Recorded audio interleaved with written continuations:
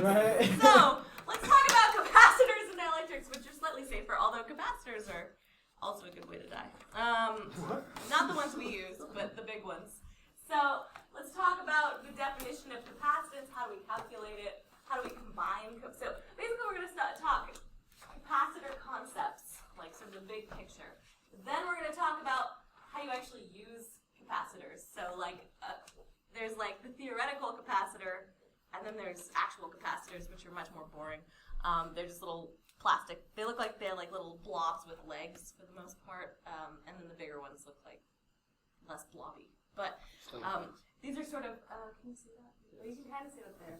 These are different capacitors, but there's like a whole range of capacitors, and it's sort of hard to tell what kind they are until you break them open and see what's inside. The most basic ones are just paper and foil, wrap, like in like a cinnamon roll format, and then you coat it with plastic and you attach some wires to it. Well, wires first, then plastic. Okay, but there's all kinds, and we'll talk about them. So remember, two charged objects. You move them apart, right? So then you get electric field, okay? And you have a change in potential between these two objects, all right? If you add more charge, what happens to the potential difference?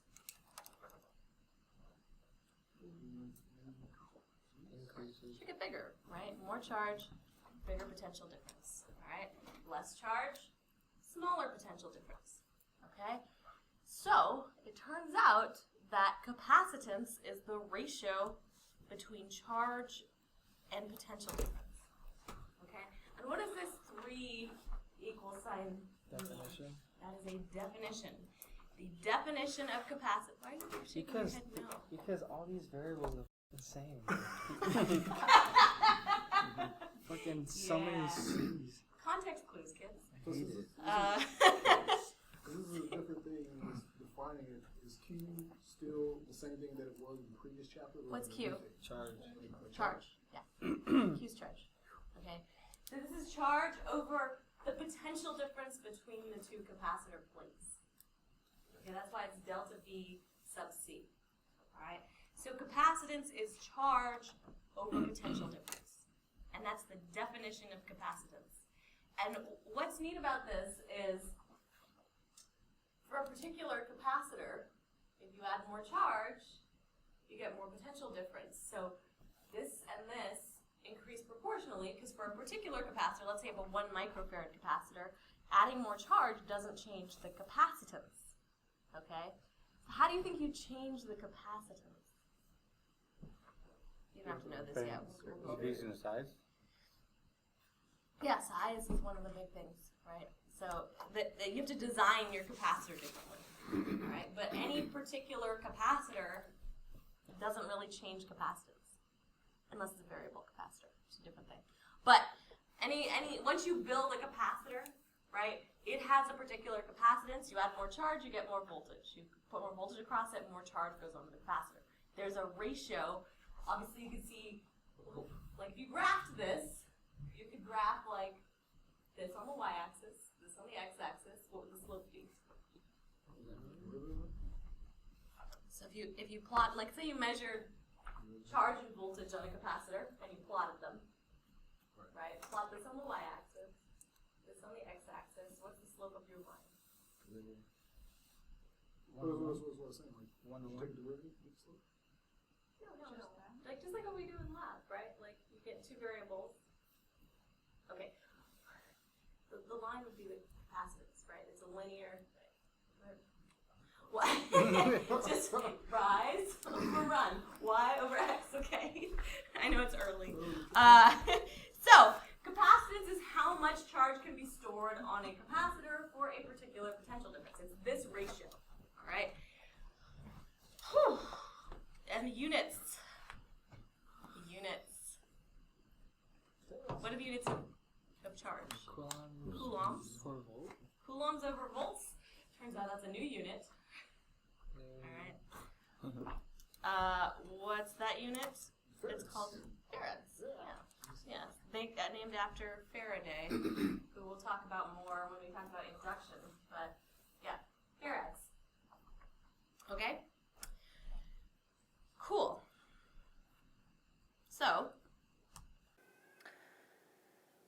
figure out the capacitance of a parallel plate capacitor, and we're going to use the definition of a capacitor to get started with this. So the definition of a capacitor, remember these three equal signs mean definition, is this. So a capacitor is defined, the capacitance is defined as something that relates the charge and the change in potential across the plates. All right? So in order to do that, we really just need to calculate delta V. And for all of these things where we're calculating capacitance, we just want to find delta V for a capacitor. So a parallel plate capacitor is special because it has this feature where the electric field in between the plates is constant. Okay? So we have something that's got a positive charge on one plate and a negative charge on the other plate. Now these plates aren't just lines, this is just a cross section. So if you look at this from a different direction, it would look something more like this, where this would be your negative plate, and this would be your positive plate. So those would correspond to these. So when you're looking at this, this is your area A. There's a distance between these D, which if you look at it from here looks like this. And this has plus Q, and this has minus Q. Okay, so let's remember some things about parallel plate capacitors before we get to this part. So remember, electric field for our capacitor is just double the infinite plane. And remember, the infinite plane has an electric field of eta over epsilon naught. It's constant, and you can rewrite this as Q over A, that's our eta, epsilon naught. All right. If you want to figure out what the potential difference is, well, we remember that E, the magnitude of electric field, is just del V. It's actually negative del V, and there's some vectors here. But if you have a constant, we can always rewrite del V. Remember, del V is like dV dx if you're only in one dimension, and you can write this as delta V over delta x if you're knowing that E is a constant. So if we just write this as a magnitude, because we're looking for delta V, then we can rewrite this as delta V is equal to E times delta x, but in this case delta x is given to us. It's the distance between plates. If we want this delta V to be for the capacitor, the whole thing, so that's going to be E d. Well, remember our E is up here, Q over A epsilon naught times D. So this is our delta VC. All right. Well, this brings us back to our definition of capacitance, and the fact that when we want to figure that out, we need to find capacitance by finding the potential difference. Okay? So we just plug in. So we say C is equal to Q over delta V. And this is delta V for the whole capacitor. Well, that gives us Q over QD over A epsilon naught. We can cancel this Q, and it turns out it always cancels no matter what the capacitor is. And then we end up with this A epsilon naught over D. So our capacitance for a parallel plate capacitor is equal to A epsilon naught over D. Now what's special about this is that the capacitance, like we said in lecture, only depends on a few things. One, it depends on dimensions.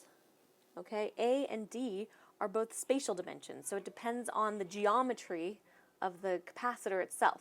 Okay, so if you used a different shaped capacitor, those things would change, but it would still depend on like a radius or a distance or an area or a volume. Okay, and then the other thing we want to think about, which we'll get to much later, is epsilon naught. Now this, it turns out, is epsilon for a vacuum,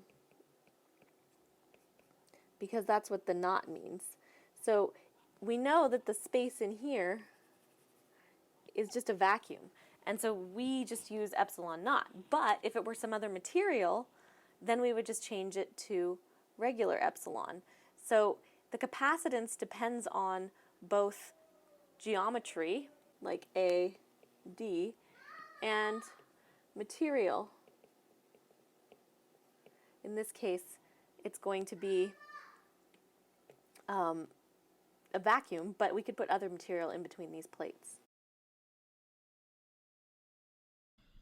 This is true for all capacitors. This is only true for the parallel plate capacitor. But capacitance only depends on the geometry of the capacitor. Okay?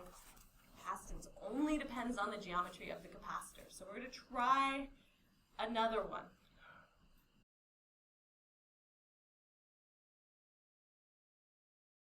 So remembering back to our previous example, we always want to start finding capacitance by starting with the definition of capacitance. So that's going to be C is triple equal to Q over delta V.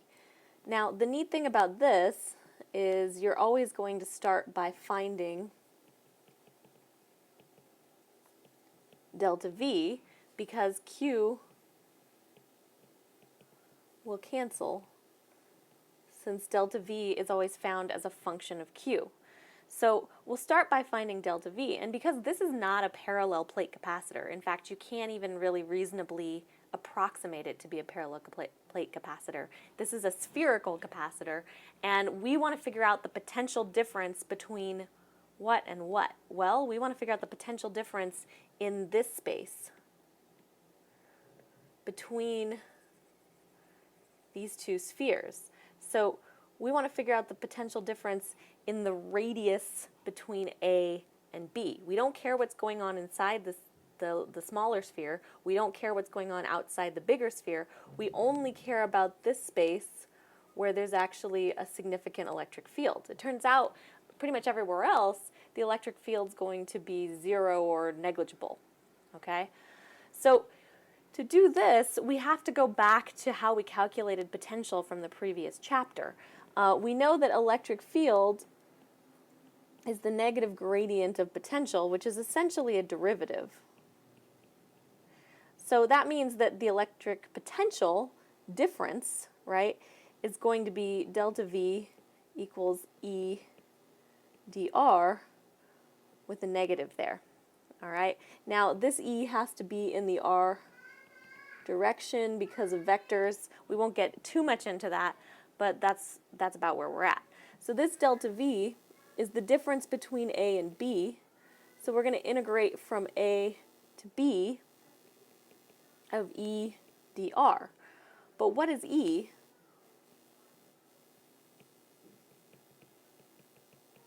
Well, we want to think about this if we do Gauss's law and our Gaussian surface is somewhere between A and B, then E only depends on the inner sphere. So E, and it's a sphere, so E is going to probably be KQ over R squared, and it's going to point out in the radial direction. So we can plug that in over here. KQ over R squared dr. All right. Now we just do the integral, so we can simplify things. KQ, a to b, 1 over r squared dr is equal to negative KQ, negative 1 over r from a to b. We can see that these are going to go away. And then we end up with KQ 1 over b minus 1 over a. Doing a little bit of simplification, that's going to give us KQ a minus b over ab.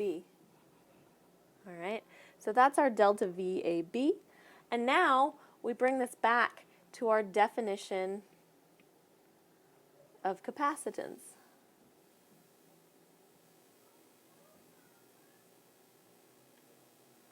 Okay, so we want to plug in our delta V for that. So C is equal to Q over KQ a minus b over AB. And once again, you can see we're going to have some cancellations just like we expected. Q will cancel. And then we can simplify, so that becomes AB over K A minus B. So, like before, we said that this has to depend, this capacitance has to depend on just geometry and the material. The material in here, just like before, is just a vacuum because we haven't been told that it's anything else. So we can assume a vacuum unless somebody says, okay, there's something else in there like water or paraffin or some of these other things we're going to learn about as we talk about dielectrics. But for now, we're just doing the simple thing. And so remember that material depended on epsilon, which in the case of a vacuum is epsilon naught. Well, where's epsilon naught here? Well, it's nested inside of K because remember K is equal to 1 over 4 pi epsilon naught. So you can rewrite this as 4 pi epsilon naught AB over A minus B. So that's our capacitance. And just like before, we can now see that some of this is material and some of this is geometry. So this part, this is the geometry because A and B are the radii.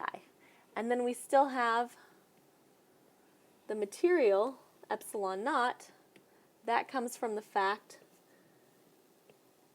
that this, this is a vacuum, but any other material, we could get that inside inside these two spheres. Then we would change the epsilon to the epsilon for that material.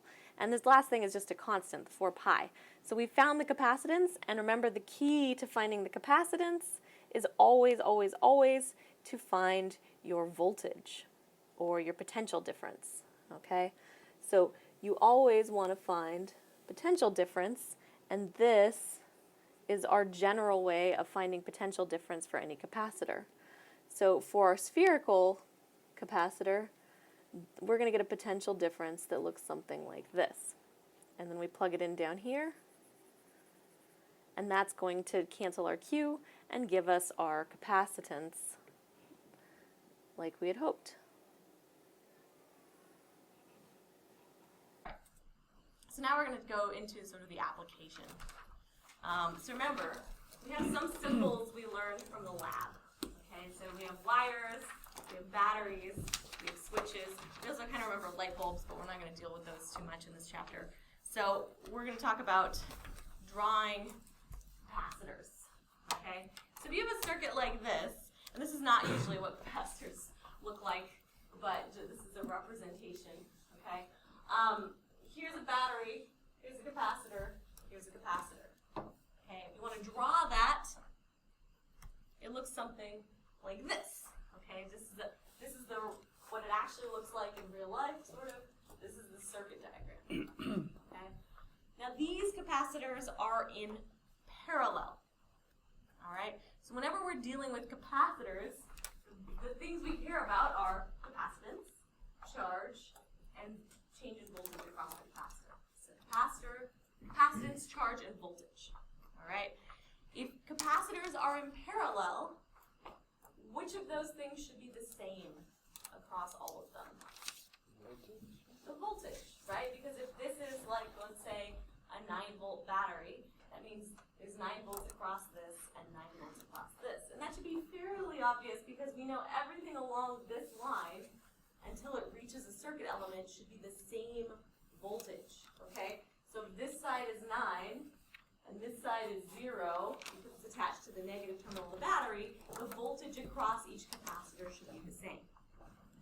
All right? So delta V across the capacitors is the same. So when you add up your capacitors, how do you add them if you want to add up the capacitances? You just add them together, or do you do something special? So what should our total charge be if we just call this, if we have an equivalent capacitor, right? So we know the voltage is the same. What do we do with the charge? Well, let's say, you know, this, because these have capacitances, they have a certain amount of charge on each plate. Okay? You can add this charge to this charge. Does that make sense? Okay, so charge is going to be charge total.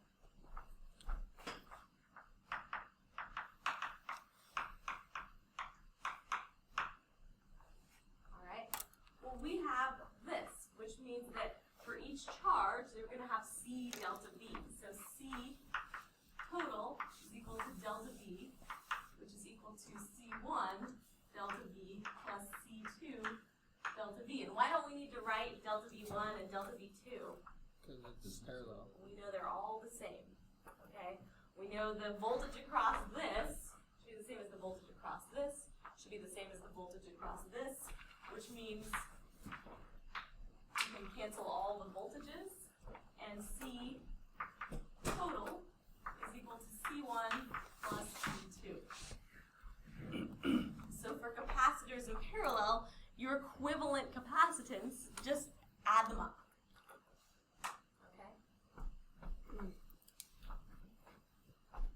Okay.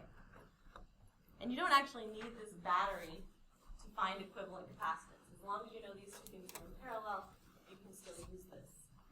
Okay. All right. Let's test that out.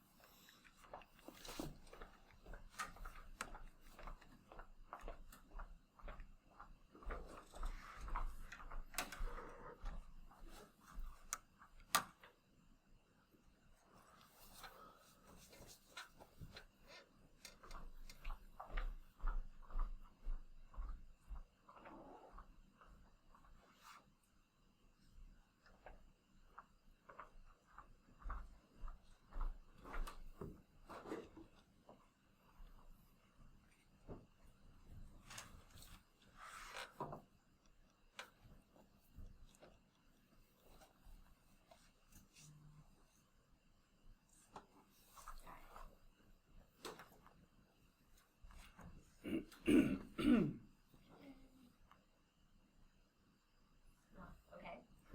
let's discuss this a little bit.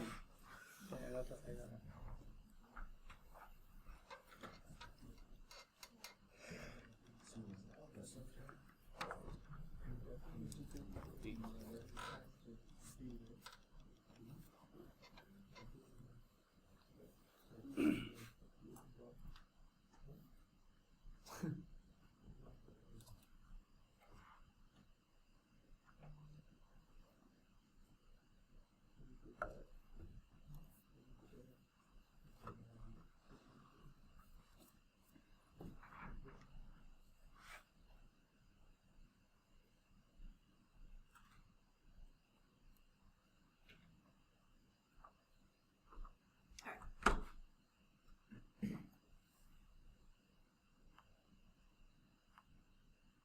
Much better. Okay, so how do we determine the capacitance for a parallel capacitor? You just add them up. All right. So if you're adding them up, 5 plus 10 is 15. All right, good. So now we put them in series. Okay. What should be the same? Is the voltage the same across each capacitor now? No. So if this is 9 volts, right, depending on what the capacitances of these two things are, this has to add up to 9 volts. So what should be the same in this case? We know C is not the same. We know V is not the same. What else is left? Charge. Okay, charge has to be the same. And that's a little bit more subtle. It has to do with the fact that current is like constant in series, but basically, if you have plus Q here and minus Q here, in order to maintain like current flow, then you have to have the same charge across each capacitor. Okay, it's a little bit harder to understand, but remember in series, okay, and this is how we draw it, right? In series, Q across each capacitor is the same. Okay, so our V total instead of Q total is V1 plus V2, right? Because we know when we're talking about voltage, well, we don't know that yet, but we'll talk about loop law. If this is your total voltage, you have to have your voltage drop back down to this number. So, for instance, if this is 9 volts here, it has to drop back down to 0 over here, okay? So that means you could have like 5, 4, or 4, 5, or 3, 6, or whatever, any two numbers that add up to 9. All right. So here's your voltage. That means if we can calculate voltage, that's Q over C1 plus Q over C2. And remember, this is just Q over C total. We can cancel the Q's this time because they're all the same. So we get something that looks like 1 over C total is 1 over C1 plus 1 over C2. We call this adding them as inverse. Okay? So when we want to calculate an equivalent capacitance for two capacitors in series, we add up the capacitances as inverses. Yes? Is that V total go with that stuff down there? Yes. So this whole thing goes together. All right. So charge is the same for capacitors in series. Voltage is the same for capacitors in parallel. All right. So in series, you add inverse. In parallel, you just add the capacitances, add regular. All right. So here's a question.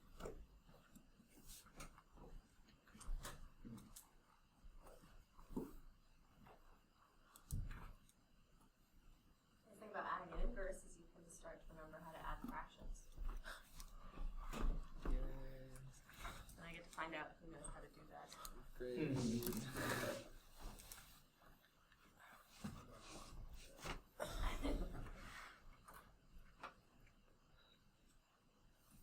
Don't forget, common denominator. Yeah.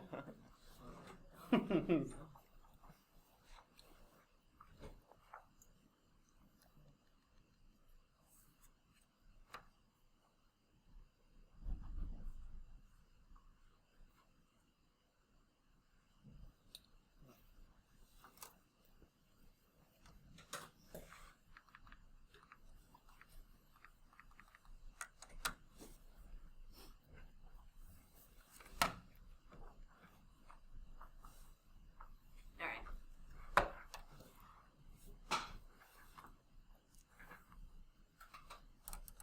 Pretty good. Let's quickly discuss this. We'll take about 30 seconds. 1 Vote plus again. 1 10. Am I tripping? Shouldn't it be 0.3? Yeah. Yeah. Shouldn't it be 0.3, not 3.3? Not 3.3. No. 1 3.3. But 1 10. Well, it's First. 2 tenths plus 1. Yeah, 2 tenths plus 1 is 3. 3 divided by 10 is 0.3. It's 10 divided by 3. 10 divided by 3. Is it? Oh, because you do The that. answer is Okay. inverse 2. Gotcha. Yeah. That's a huge pain in the ass. Is it? Yeah, on a test, yeah, it's gonna be a pain in the ass to reflip the fraction. When did you learn how to add fractions? Oh, I've known how to add fractions. Yeah. It's just It doesn't stay reflipping with that you. fraction. I just read this like viral math post about how like if you want to take a percentage, like 10% of 5 is the same as 5% of 10, and I was like, guys, that's just like multiplication is Yeah. commutative. It's Like commutative property, it's not like a yeah. trick. You didn't learn that. A trick. What's crazy is that Asian line trick. Yeah, that is a trick in some ways. Good. Okay, much better. So the way this works, right? This is 1/5 plus 1/10, and the whole thing has to be inverse. But 1/5 plus 1/10, that's 2/10. Okay, let me just write it. 3 So, tenths, and then flip it 1 in. over C total is going to be 1/5 plus 1/10. Obviously, these are all in microfarads, but I'm not going to write that because you get the idea. Okay? So this becomes 2/10 plus 1/10, which is 3/10. But of course, this is 1 over C total. So C total is 10 thirds, which is 3.3333333. But yeah, we'll round it. Okay. All right. Let's take a break. Come back at 9, and we'll continue from there. Nine. Physics though. They rhyme.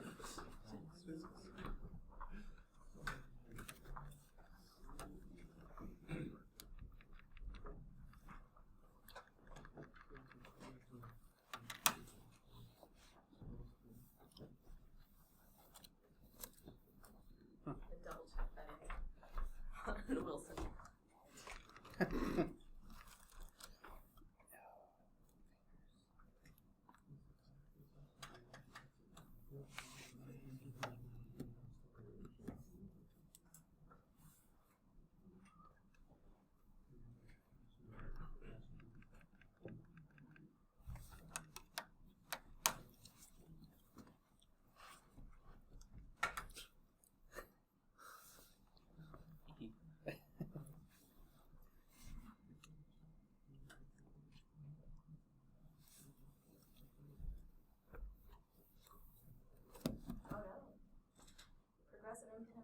Abraham Lincoln. Yeah. We had a 5 tax. That was the first tax. It was 3%. That was a minute ago. It was right after the Civil War. And Wilson updated it with the 16th Amendment. Anyway, so I was semi-right. Okay. Semi-right is not all right, but I get partial credit. It's better than nothing. 8 points. 8 points. Okay. We're not going to do this one again. So, 2 capacitors are identical. They can be connected in series or parallel. You want the smallest equivalent capacitance of the combination. Connect them in series, right? Because when you add inverse, it always gets smaller. Okay? If you just add things, then they get bigger. So parallel, not a good answer. So equivalent capacitance for parallel is always larger. Equivalent capacitance for series is always smaller. Okay? All right. So combinations of capacitors in parallel, delta V is the same, add them together, okay? In series, Q is the same across each of them, add them as inverse, okay?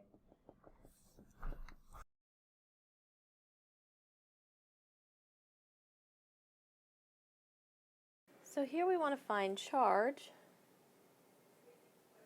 and potential difference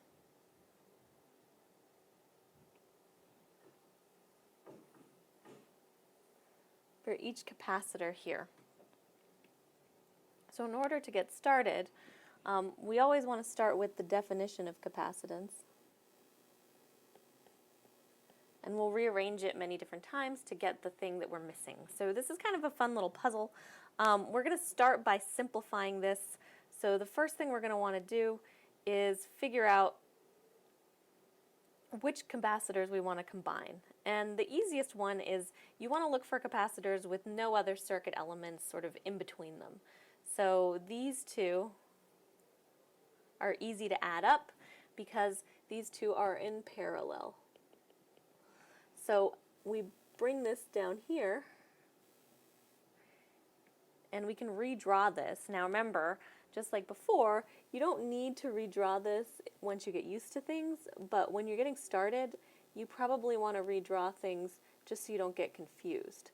So this is still C1, which is 3 microfarads. This is going to be our 12-volt battery. But now, instead of C2 and C3, we're going to have something we'll call C23. Now how do we get C23? Well, this one's really simple. Because this is in parallel, we just add them up. So this is going to be equal to 6 microfarads. All right. Now we have another situation where we can simplify a little bit more, and we're looking at these two capacitors, which are now in series. So for series, we know that we have to conserve charge, and we add these as inverse. Okay? So the way that we get our new capacitance, oops, here's our arrow.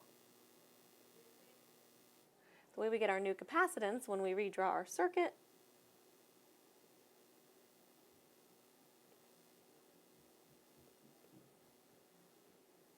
is we have to add these. This is your C equivalent. We have to add these as inverse.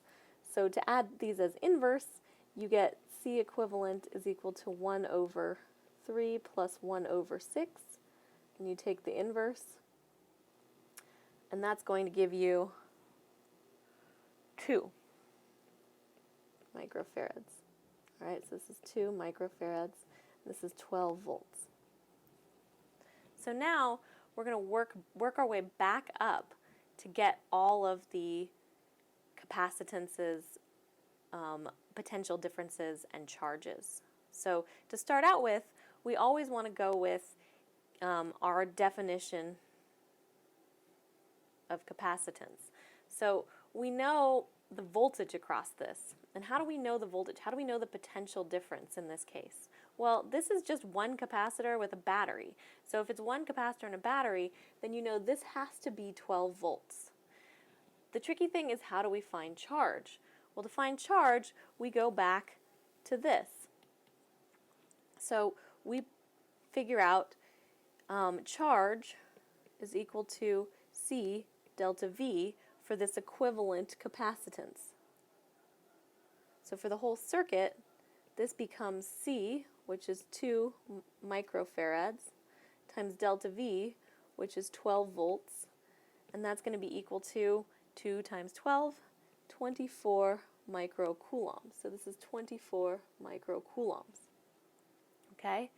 Because we're going back from this to something that's in series, when we go back up here, we need to use the idea that we preserve the charge. So the charge stays the same, so we get 24 microcoulombs, 24 microcoulombs, which means now we know what C1 is. It's 24 microcoulombs. But now we need the voltages. And to get the voltages, we have to use our C, this thing. C is equal to Q divided by delta V. So in this case, delta V, our potential difference, is going to be Q over C. So we can use this twice, right? We can use it for C23,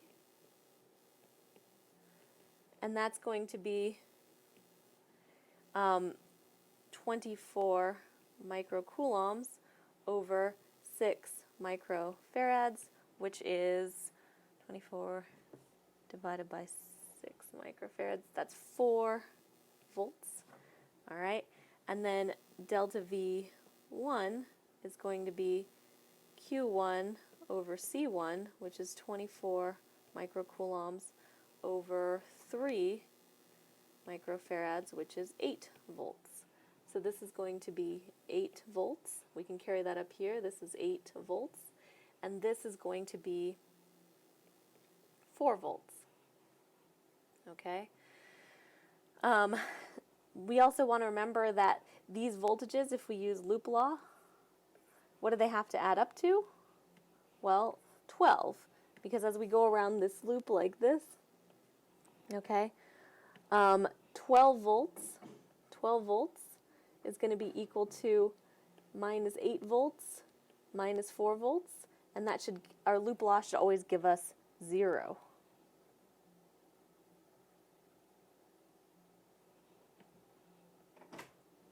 All right, so we have all of those, and we have to go back one more. In this case, we know these capacitors are in parallel, and so we preserve the voltages. So we're going from this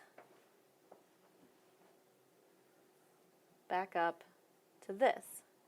So we want to keep 4 volts here and 4 volts here. So the thing we're going to have to calculate in this case is going to be the charge. And we remember that charge is equal to C delta V. So we can do that for C2, and we can do that for C3. That's going to be, for C2, 5 microfarads times 4 volts. That's 20 microcoulombs. And then 1 microfarad times 4 volts. That's 4 microcoulombs. We can write those over here. So 4 microcoulombs and 20 microcoulombs. So now we've figured out for all 3 of our capacitors what the charge and the voltage is for that particular capacitor in this circuit. So just to review, you want to start by going down and simplifying the circuit, and then you go back the other direction to get all of the charges and potential differences for each capacitance.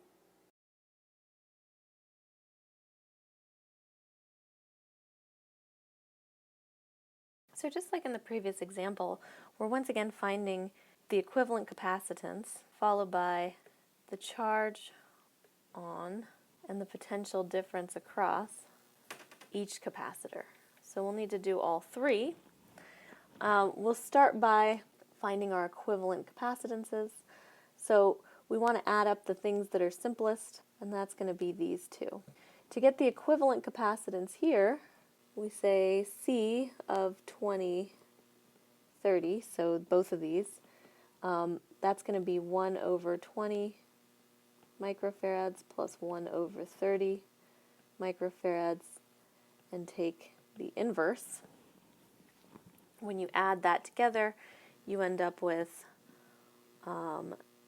3 over 60 plus 2 over 60 inverse, which is 60 divided by 5 microfarads, or 12 microfarads. So as we move over to our next redraw, we end up with the battery, a 12 microfarad capacitor. That's the one that we added up. And then this one is not changed, so this is still a 10 microfarad capacitor. It's pretty straightforward to add these next 2 because these are in parallel, and capacitors are pretty easy to add in parallel. So we're going to go over here, redraw, and we get our equivalent capacitance, C equivalent, which is just 12 plus 10. So that's 22 microfarads. This is still 5 volts, 5 volts. So because now we know the equivalent capacitance, we can start to work backwards to find the charge and potential differences. So let's do that. We know to start out with that the potential difference across this thing has to be 5 volts because that's all we have. And we can figure out the charge by using C is equal to Q over delta V. Well, Q in this case is equal to C delta V, so that's going to be 22 microfarads times 5 volts, and that's going to give us 110 microcoulombs. Now we don't actually need this, but it'll help us to check to make sure our other answers make sense. And why don't we need this? Well, because we actually can, if we want to just find the charge and potential difference, we can just start here with this particular breakdown, because we know, since everything's in parallel, all of these things should have a voltage of 5 volts, and you can check that with loop law. So if we know that these should have a voltage of 5 volts, because we take this going back, then we just have to figure out the charge. And when we figure out the charge, that's sort of like what we just did, because we know Q is equal to C delta V. So this is going to be, for this first one, Q for the 12, that's going to be C delta V, meaning 12 microfarads times 5 volts, and that's going to give us a charge of 60 microcoulombs. That's 60 microcoulombs. The other one,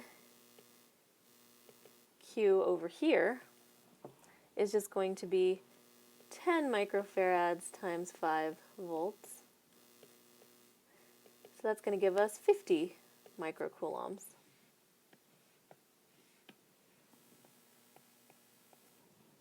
Now, because this 10 microfarad is the whole thing, we can just write 50 microcoulombs and 5 volts right away, and we're already done with this guy.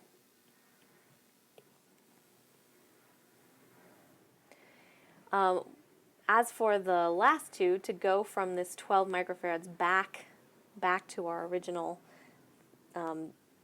thing, we know that the thing that we preserve is the charge, because those were in series and then we added them together.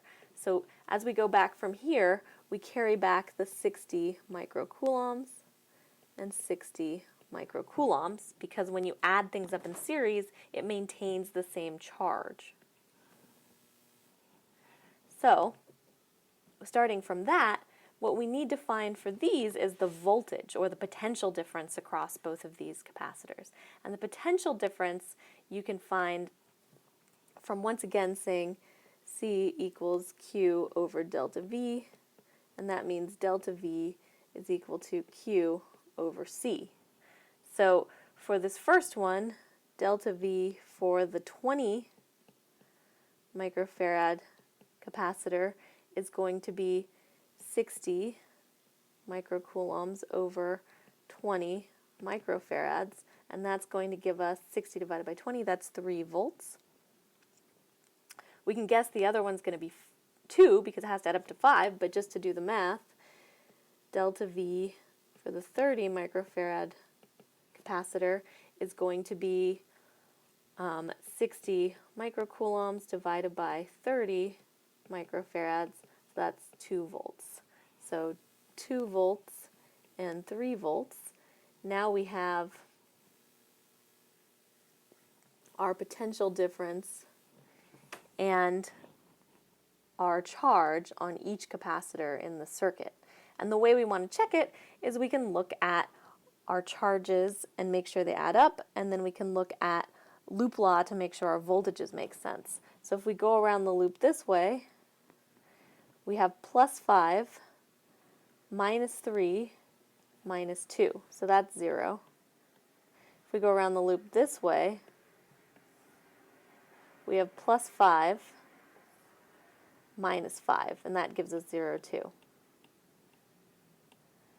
All right, so all of that adds up. We've checked our answer, and we know the charge and potential difference across each capacitor. More practice. 60 microcoulombs.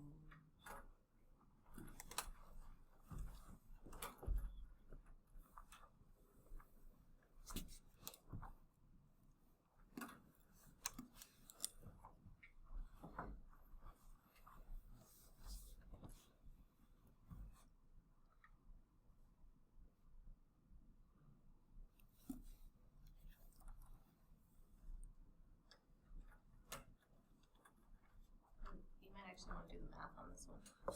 Yeah, I was like, we got a second.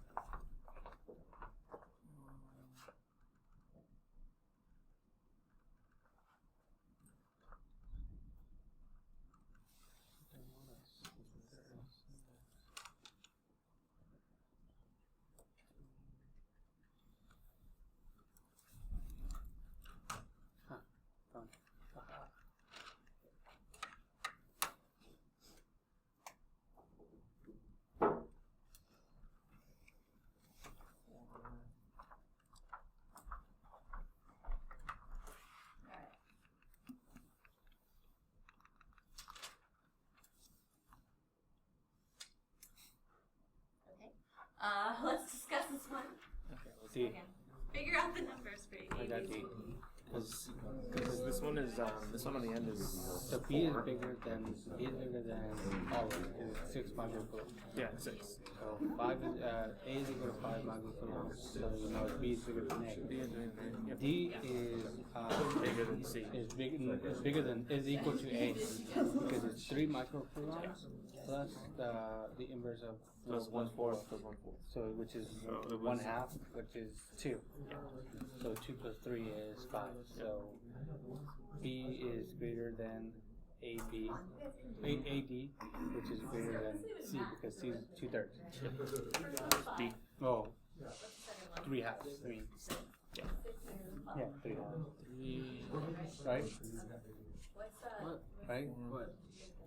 So it's D. Yeah. It's D. Because C has to be the smallest one. Yeah. And that's the only one that has that.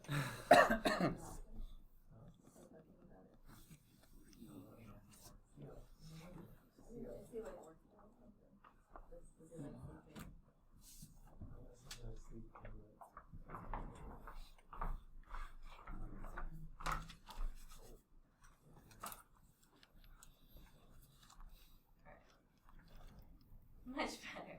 Okay. So 5. What's this one? 6.